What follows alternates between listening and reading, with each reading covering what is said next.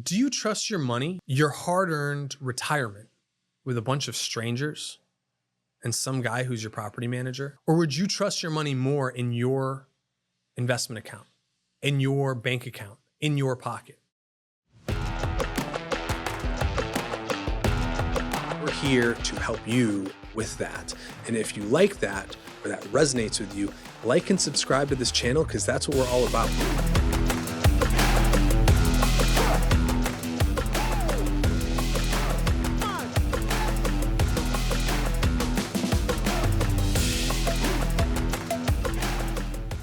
So recently, I was at a unit owners meeting with a community that we manage. It's a 55 plus community. And the board of directors at that community is very savvy, very sharp, capable, smart people. And they're very diligent in doing their job. And they're taking over from a board who just tried to keep HOA dues as low as possible. And they're realizing there's not enough money to do a lot of the work that the association needs. They're not properly funded for capital reserves, and they're not properly funded for a lot of the long-term capital replacement items that they're responsible for. And so they went ahead and did a reserve study, which I've talked about before, and I've made other content about how important that is. After doing the reserve study, they realized that they're gonna have to raise dues substantially. Their dues are about $325 a month right now. And if they want to continue having to be responsible for everybody's roof, siding, decks, etc., then they're gonna have to raise dues to, it'll be $400 within the next couple of years, and then it'll be $500 in 4 years, and then $800 in 10 years. And $800 a month is just not feasible, especially for this community, 55 plus. But if they wanna continue having the roofs and siding and decks be the association's responsibility, then that's what it's gonna have to be, because that's what it's gonna cost. It's gonna cost that association of 26 units $1.2 million over the course of the next 20 years. And that's not even including siding. So they said, well, how about this? Rather than you pay such exorbitant HOA dues, how about we just agree to rewrite the condo documents, the declaration, and make these items the unit owner responsibility? And essentially what that means is that you can replace your roof when you want to. You can replace your deck when you want to. You can replace your siding when you want to, and you can redo your driveway when you want to. And your HOA dues will stay lower for longer, because all you're really paying for is like landscaping, road replacement and repair, crack filling and plowing. That's it. Maybe the mailboxes. And because the association is going to be responsible for so much less, your dues are going to be that much lower. And I made a point at the meeting that did not go over well. I said, do you trust your money, your hard-earned retirement, with a bunch of strangers and some guy who's your property manager? Or would you trust your money more in your investment account, in your bank account, in your pocket? And I had one guy who, when I said that, he interpreted that as me saying like the board's stealing their money, or that I was gonna steal their money. And that wasn't the point I was trying to make. The point I was trying to make is that board positions and board members change year to year. There's elections every year by law, per the condo documents. The likelihood that you're gonna have the same board in 3 years, let alone 5 years, let alone 20 years when all this stuff is due for replacement, is minuscule. Property managers get fired and changed just as frequently, right? In 20 years, you could have gone through 5 different property managers. And what I'm saying is, when you're paying $800 a month in dues to the HOA, over 20 years, that becomes a lot of money, millions of dollars. And there's so many people who end up having control and access to that money, because every time the board changes and you have a new board of directors or different people on the board of directors, now new people have access to the funds.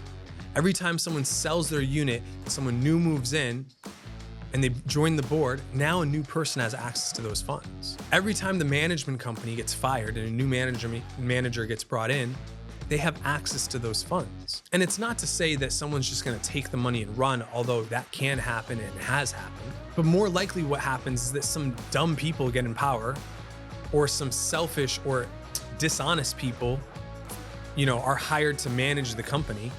Some con artists come in and they mismanage. They hire their buddies to do the same work for double the price, or they tell you need stuff that you really don't. And just think about the amount of opportunities for theft and dishonesty there are over the course of 20 years, over the course of 5 managers and let's say 25 different board members. That's 30 people over the course of 20 years, and only one of them has to be dishonest and kind of shady to really mismanage the money, and a lot of people could lose a lot of their hard-earned money and investment. And what inevitably happens, the more money you put in for all these things that you want fixed and repaired and taken care of, when it comes time to do those things, unless you have a really solid board of directors for the majority or the entirety of that duration, the more money you're putting in via HOA dues, the more opportunity there is for dishonesty. And there's only a few solutions to this problem. One is be very involved in the board of directors and be very involved in your community and watch what happens and ask for financial reports and just make sure that things are being run well. That's one solution. The other solution is to put less money in the form of HOA dues, which means there's less exposure, there's less risk that people steal your money or steal the association's money. And the way you do that is by rewriting the declaration so that the unit owners are responsible for more and the HOA is responsible for less. Some of the common ones are windows, sidings, roofs, skylights, driveways, decks. Those are the big ones. Those are huge ticket items. And what happens is that someone's deck starts failing and they ask for a replacement and the HOA says, we don't have enough money. And they say, well, what have I been paying my HOA dues for? I've been paying $350 a month. And then it's like, well, I don't know. This is how much money we had in reserves when we took over. And it's like, well, at some point in the last 20 years, money just kind of went missing. Projects were paid for. Maybe they didn't use the lowest bid contractor. Maybe they had to do it 2 or 3 times. They had, like, I've seen complexes, I have a complex that they replaced the roof on one building 3 times in 20 years because they just picked crappy contractors. Well, the less money you give to the HOA to manage, the less exposure you have for them to mismanage your money. And the long-term capital replacement items are the most at risk. So my point is this: do you trust your money in your pocket or do you trust it in somebody else's? If it's me, I would rather have as much of the responsibility of fixing my stuff land on me. That way, I don't have to pay for Sally's window replacement when she didn't really need new windows.